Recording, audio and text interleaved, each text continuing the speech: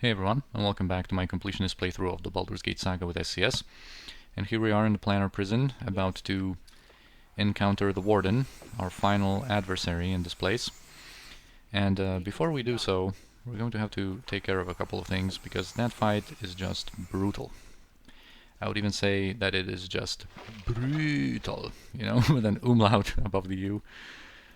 Anyway, we just picked up that controlling orb that the Master of Thralls had, and we're going to be able to destroy it in using this device over here to free the remaining Thralls. And there's just a couple of them on that platform over there. It's not really going to matter too much. But what we need to do is prepare. Prepare diligently before going in. Senashira still has some buffs active. She still has chaotic commands. She has protection from evil, has that potion of heroism. But anyway, we are going to buff her up with a couple of things. We're going to give her Death Ward. We're going to give her protection from magical energy. We're going to use Stone Skin on her as well. Oh, there's a conversation with Valygar. This isn't really the best time. But it's basically about the concepts of evil and redemption. He's of course referring to Lovok. I had thought that evil, true evil, was absolute. Now I am unsure if such a thing exists. So it depends, man. It depends on the circumstances, on the deeds, on the person in question. But anyway, kind of a cool conversation, if a little bit short. And we're going to talk about Valygar a little bit more actually after we're done with the Planar prison. But anyway, so now she has some long-lasting protections. We are also going to get... Do you have True Sight, my dear? I think she should have, yeah, one scroll of True Sight. She's going to use that. Now, I just don't... one thing I need to do is just not botch the pre-buff order here. And so I think from the buffs we have, we're going to go with Blur. We're not going to like hold off on anything here.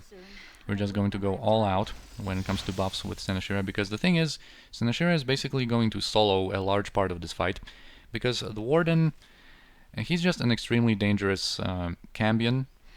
So it's a type of a fiend that's innately immune to a lot of different effects. He sees invisible. He's level 18, kind of a fighter mage. He's very dangerous in melee because he's going to be improved hasted. Since he's level 18, he has access to level 9 spells, and I think it's very likely to have Time Stop. And he also drains 4 levels per hit, by the way.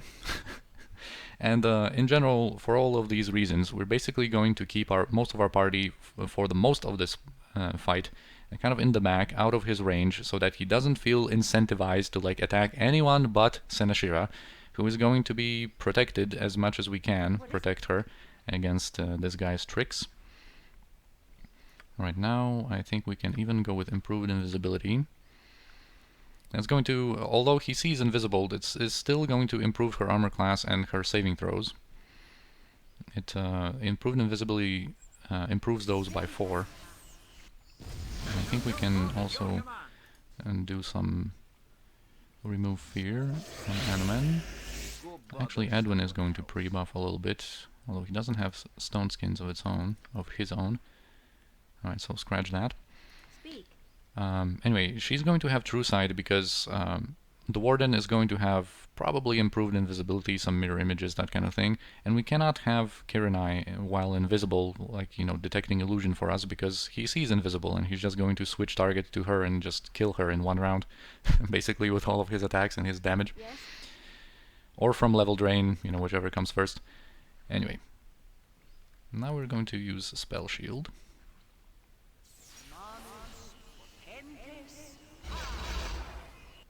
We're going to use True Sight. It lasts for a turn, and we only basically need it to tick once, really. Probably. Unless he renews his invisible status. Right, we are also going to haste everyone in this fight. We want everyone to be able to move pretty quickly. What is it? And Senashira is going to now have Globe. And finally, immunity to abjuration. Alright, So, protected like this, with all of these effects active on her, I think I'm still not comfortable to go to go in, because I will totally die if anything goes wrong in this fight. But anyway, let's have our guys in the back. Actually, you know what? Let's also have Edwin.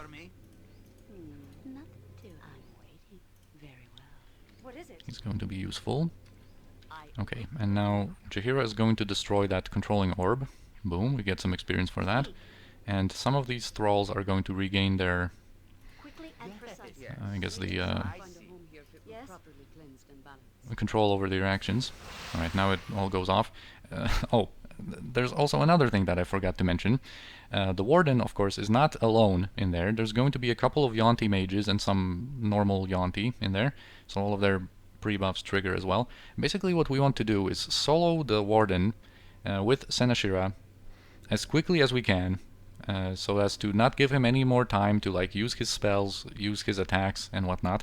But also, we are not going to be able to delay all of the other creatures here for too long. So basically what we want to do is get in with Senashira. As you can see, these thralls are now neutral and they're going to fight these other guys, but they're going to die very quickly. I'm going to already unleash a cloud kill with Senashira here. Alright, the Warden now, of course, has a different type of conversation now that we have destroyed this controlling orbs. This controlling orb. He calls on the Master of Thralls, who of course is not here anymore. Anyway, so he's going to want to kill us, of course. And Edwin is going to unleash a cloud kill of his own, kind of like further on this path. Alright, so the first cloud kill is there. Let's actually check out all of these pre-buffs triggering. Alright. Oh man, he actually has Simulacrum. That is not good at all, man. Oh, okay. Anyway, he has some physical protections, of course. He has improved haste. He only has minor spell turning, and he has immunity to abjuration, so we will be able to just spell thrust him. He also has protection from magical weapons. Yeah, basically what we want to do is spell thrust him and breach him to get rid of all of his protections and just kind of like 1v1 him with Senashira. Also, now we can send Jaheira back to our other guys. Alright, Edwin's cloud kill is on its way, so Edwin can move back. And we can move back with Senashira as well. These cloud kills are just there to kind of hold off these Yuan-ti mages, maybe interrupt some of their spells. You know, for some time to basically slow them down, I guess. Okay, now we're waiting for Senashira's True Sight to tick, to dispel the Warden's stuff. Okay, he's attacking us already. Alright, now his illusions are dispelled. Now we're going to use Spell Thrust as quickly as possible. We'll see if he's going to use Time Stop. I want to hold off on using my protection from magical weapons because this spell only lasts 4 turns, and if we use this and he uses Time Stop, he's going to waste basically the entirety of that spell for us. Yes. So I'm going to use that a little bit later. We'll see how the situation develops. Anyway, for now we want to Spell Thrust him. Alright, he didn't have Spell Shield. He sometimes can have Spell Shield, I think. His Simulacrum, I guess, was just left back there. So we're not going to care about that one for now. Alright, his spell protections are now dispelled. So now we're going to prepare for a breach, and I think we might even summon Edwin for that task, just to breach him already. Alright, he used Sunfire. He also has Black Blade of Disaster, which calls for a protection from magical weapons. Although we have Death Ward, so the Black Blade of Disaster is a level 9 spell. It's a very damaging weapon that can also disintegrate you. It has a chance to do that, but since we have Death Ward, we are protected against that, but still.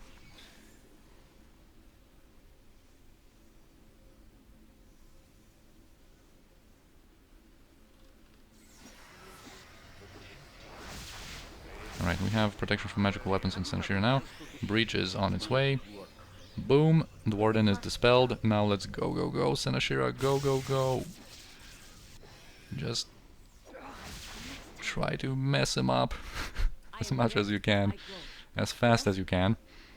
Alright, the Aunty mages are approaching. Okay, here's near death. Boom! Yes! Okay, I'm very glad actually that this worked out, as it usually does. I hyped him up, and then it wasn't a big problem at all, but I'm very happy about that, because this fight, if you've ever fought it with SCS at a level that we're at especially, you know that he has so much tricks up his sleeve. He can be so devastating when he gets some of his attacks in. He has so many attacks with this improved haste, and he drains like 4 levels. Like, if he just basically turns his eye on anyone, they are going to die very quickly. And he also has... I'm not sure why he didn't feel that using time stop would be best. I think he pretty much almost always, I think, has time stop. I'm not sure what the... if his level 9 spells are a little bit randomized or not, but from my experience, I think he, in most cases, has time stop, so I'm not sure why he didn't use that. He could use some spells then. Maybe, like, I don't know, we have such an extensive list of protections that, you know, he has some dispels at his arsenal, or in his arsenal, so he could have cast time stop and used some secret words and stuff like that to try to dispel Senashira. Anyway, I'm happy with how it turned out. Now, the next order of business is going to be unleashing a big wave of dispelling magic onto these Yuan-ti mages. We'll see if there are any... Yeah, there's some approaching, I think. Some normal Yuan-ti that we don't really care about. Anyway, we're going to bring Anomen and Edwin. We're going to first try to do a big wave of dispelling magic, just to dispel their protections, so then they can be more vulnerable to some other tricks of ours. In the meantime, we can just kill some normal Yuan-ti. I would like these other Yuan-ti mages, okay, to be present here as well. Alright, Secret Word was cast at Senashira, so her spell shield is going to be dispelled, and we don't have any other spell shields to renew that kind of protection on her, so our time is running out. This is basically what I meant here. I'm going to use Anomen's Dispel Magic and Senashira's and Edwin's Remove Magic to hopefully dispel these Yuan-ti mages as much as possible, and then kind of prepare to destroy them. Oh, Anomen, this is not a great position for you. And Edwin was interrupted because I should have had some mirror images on him. Anyway, did you cast your Remove Magic? I think you did, but it was not very successful. So in the meantime, use some spells, or use some attacks. Okay, this guy was interrupted, I think.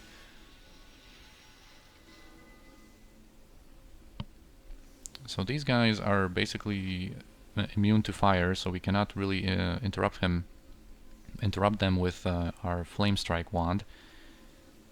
We could interrupt them with our Cone of Cold wand, but I don't really want to do it. I have more important things to do on Senashira. We basically, I think I will use another Remove Magic kind of in the middle to try to dispel them even more. And I would also like to use some Chaos, but Edwin first needs to protect himself. That was a mistake on my part. He should have been pre-buffed with these mirror images, and perhaps even with improved invisibility. But anyway, let's test if they have any protections active with by throwing some daggers with Kirinai. They probably have some mantles and whatnot. Alright, Chain Lightning has been cast on Anomen, so let's move him away from everyone else.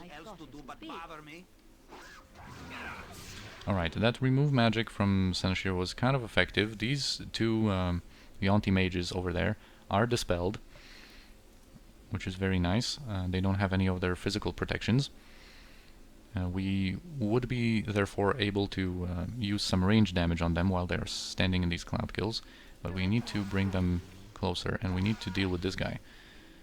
So what we can do with this guy is we can probably Spell Thrust him, and then basically have access, because I think they have minor spell turning. Let's see if we... yeah, we don't even have the list of their pre-buffs, but I think they generally have minor spell turning, so we can't just breach them directly. We'd have to first Spell Thrust them. Yes. Senashira has Spell Thrust. Like, all of the useful spells are kind of stacked on Senashira. The spells that are useful in this situation. But we have some scrolls, and I think we might go with that. Edwin is going to because he doesn't have spell thrust. Just double check. Yeah, he doesn't have that. Let's just use that on this guy then. Let's keep up the pressure with some thrown daggers.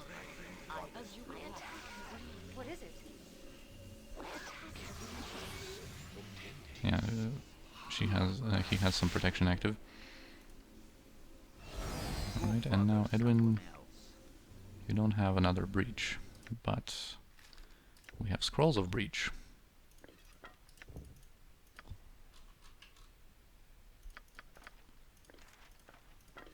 And Senashira is going to use breach on this guy.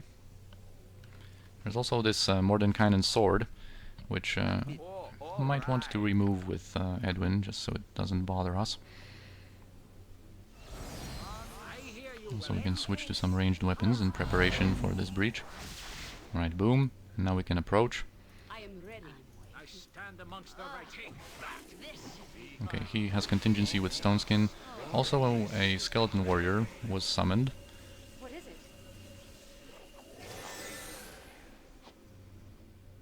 Alright, but these summons are dealt with by our death spell.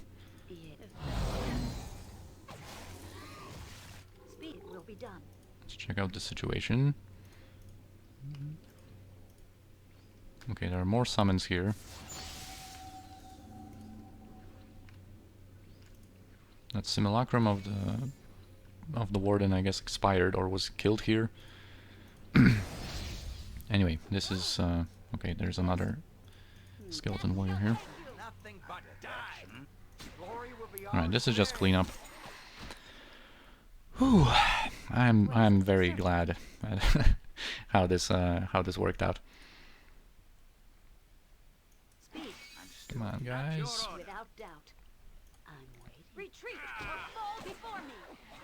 We're just going to have to probably like wait this sword out. We can use some magic missiles, but it's going to take a few of these casts to get rid of a sword like that.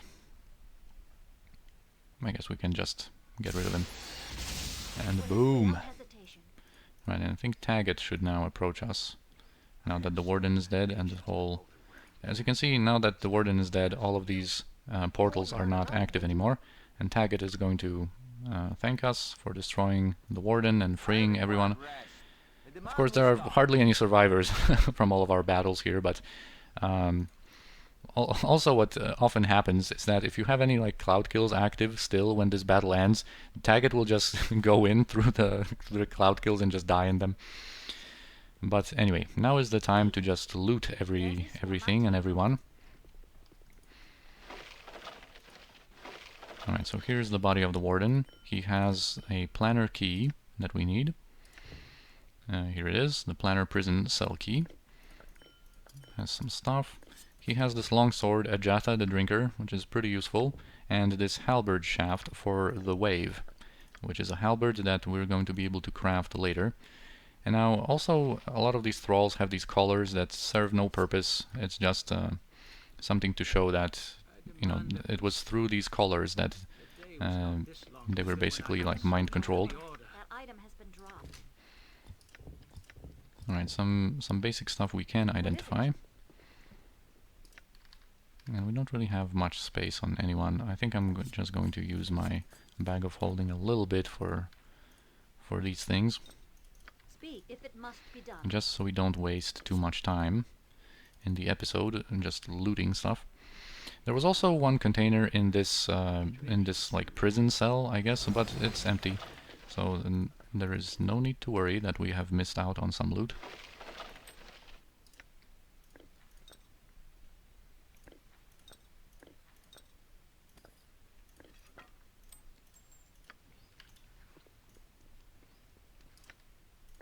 Just rearrange some stuff.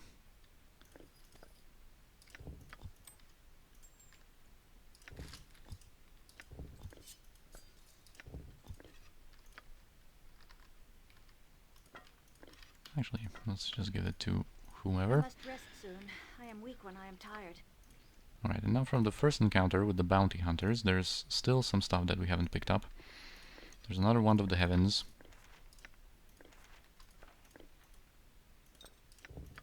can't identify. I There's can some hold stuff no that more. Awil Item has had. been dropped. Awil. He had this two-handed sword. He has this. This is actually a pretty good armor for Haer'Dalis. I can hold no more. That That's item has basically been what happens. dropped. Like I've said before, that in the process of doing these quest lines that some NPCs are involved in, it's usually the case that over the course of them you can actually get That item has some been pretty dropped. good equipment for them specifically.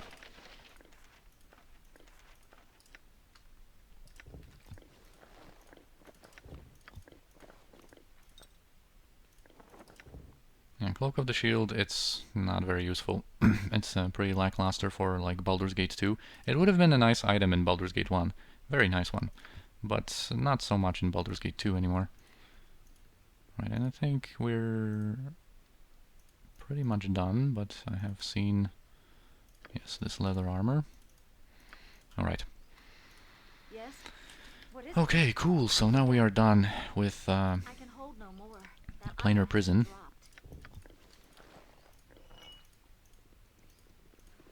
any, like basic equipment that we have left behind. Doesn't seem like it. Oh, and also there's a couple of these. Almost forgot about them. Speak. Yes, certainly.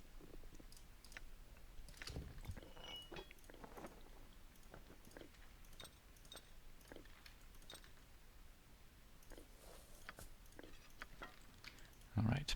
Now we have some space again.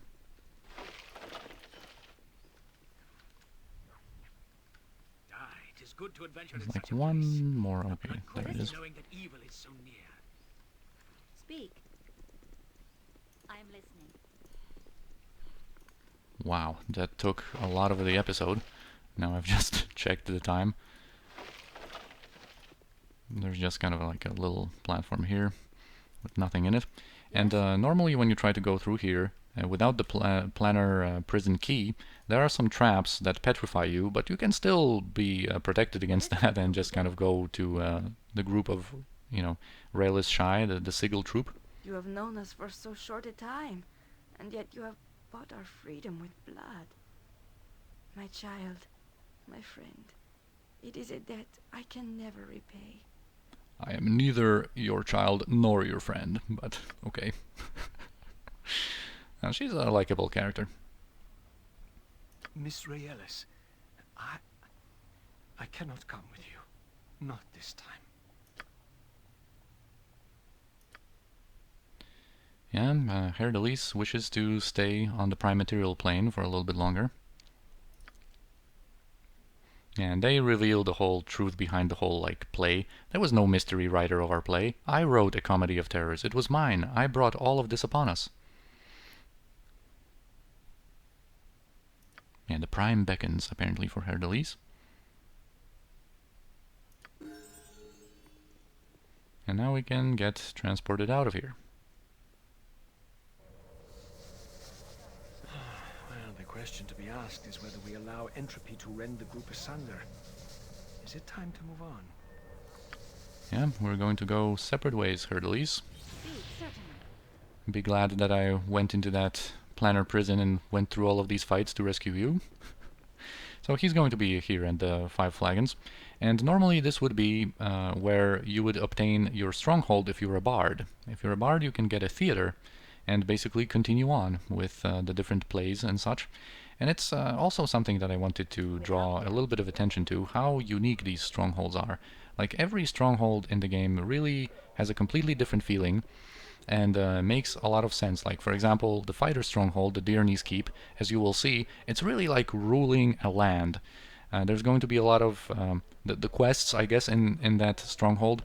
The different issues that we're going to encounter are really, you know, something that would be very typical, I guess, of ruling a land. If you have the Thief Stronghold, where you're running a Thieves Guild, it's really like running a guild, which is, you know, has its advantages and disadvantages. It's a pretty simple stronghold, although there is a good mod for it to expand upon it. But yeah, you have to like pay your dues every week to Renal, and to have the guild operational still. You know, if you I could really use some if you have the Planar sphere, of course, it's a very wizardly stronghold, as you will see, especially since now I think we're going to progress the quests a little bit in there. But before we do, let's make a quick stop at the government district. I want to showcase something that Valygar is involved in. And because we're basically going to thank Valygar for his services now, because we are going to switch him to a different character very soon. And before we do, he would just be eating at our experience that we're going to get progressing some of the Planar sphere stuff. So, what I want to show here is this lady Oriana, and she is going to try to seduce Valygar, but he's not going to be interested. He's going to refuse her advances. Speak. If it must be And done. she's a person that a noble. Through different conversations of her, you can see that she likes using, I guess, her assets, her looks, to achieve different goals of hers. But anyway, this is kind of like a different side to Valygar that I kind of forgot to mention, but now this is a good time to talk about it a little bit more, because you know, Valygar believes that his family is cursed because of that strong gift of magic that runs in the Korthala bloodline. So through some banters of his, you can get to know that side of him, that he is not, he made kind of like a vow, I guess, to himself, or he has a strong plan not to prolong his family line. He doesn't want to start a family of his own. And especially when you have Viconia and they have some banters that indicate that they don't like each other, and they actually touch a little bit on that. But also, when you talk with this lady Oriana, where you have both Valygar and Viconia in your party, it's kind of like a lesser known thing. Basically, after Valygar refuses Oriana's advances, Viconia is going to insult him to the point that they are actually going to fight each other. And that's the only trigger that makes them fight. Normally, you know, they're not going to like each other, but they're going to stay peacefully together in the party. But yeah, that's kind of a different side of Valygar that I wish was kind of expanded in mods more. Instead of giving him more conversations about how he dislikes magic and whatnot, this could be something that mods could expand upon. Wouldn't it be cool if he had a personal quest where he struggles to make a decision between pursuing some kind of a law of interest and that vow about not starting up a family of his own, and then in the process of this quest line, the process of some conversations, you could convince him to go one way or the other, and maybe that could even be reflected, the way he chooses, that could be reflected in his epilogue at the end. That would be cool. But anyway, one last thing is that Unfinished Business mod restores a component in which there was a planned romance, I guess, between Valygar and Sunaseni, that they were supposed to have had before the events of Baldur's Gate 2, and Unfinished Business kind of restores that. I don't really like that component too much. It doesn't seem to have been too well developed in the first place, and I think it was scrapped early. But then, you know, Sunaseni, I think, is not present in that first unique ambush, but she is present in some different circumstances later on when you have Valygar in your party. And that kind of also touches on the subject that, you know, Valygar didn't want to pursue any love interests, because he doesn't want to spread that curse, I guess, onto any of his descendants. Yes? All right. Anyway, now we can hear you well enough. we can get some stuff from Valygar, and I'm just, for the sake of time, I'm just going to give them. Oh yeah, we have all these things as well. I'm just going to give some of that stuff from Valygar. We're going to. This is unidentified, so I'm going to leave it out. But we're going to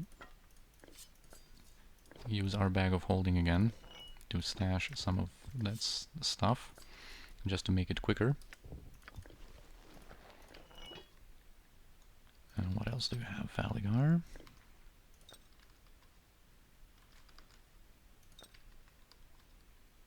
You have this. We're going to leave him his weapons. We're just going to get this helmet back, I guess, and the gloves of Ogre Power. Those are going to be very important. And, oh yeah, that's Spear +1. Alright, so let's just take a quick look at Valygar's accomplishments.